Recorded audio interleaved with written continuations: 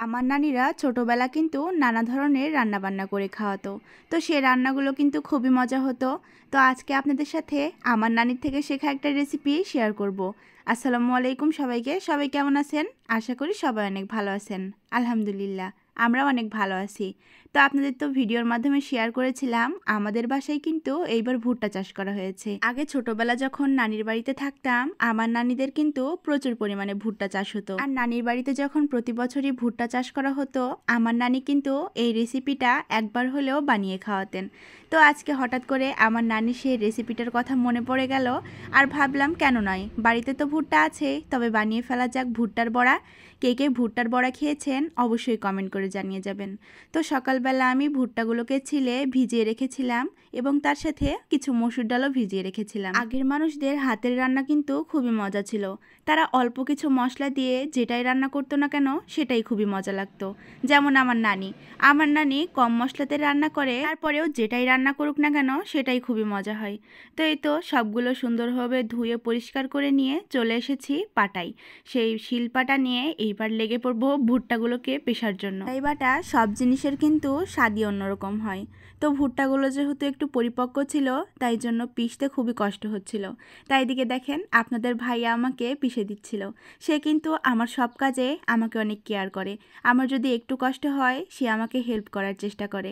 আলহামদুলিল্লাহ এরকম একটা স্বামী পেয়েছি আমার জীবনে। তো তারও যেহেতু কষ্ট হচ্ছিল অনেকগুলো পিষে দিয়েছে, তাকে উঠিয়ে দিয়ে আমি আবার পিষতে শুরু করে দিই। তো এদিকে ভুট্টাগুলো পেষা শেষ, এবার আমি মসুর ডালগুলোকেও একটু হালকা করে পিষে নেব। তো আপনারা যদি এই ভুট্টার বড়া বানাতে চান তাহলে ভুট্টাটা যখন একটু অল্প পরিপক্ক থাকবে সেই রকমের ভুট্টা নেবেন, তাহলে ভুট্টার বড়াটা খেতে বেশি মজা হবে। কারণ আমার নানিরা যখন ভুট্টার বড়া বানিয়ে খাওয়াতো ভুট্টাটা একটু কম পরিপক্ক হলে বেশি মজা হতো।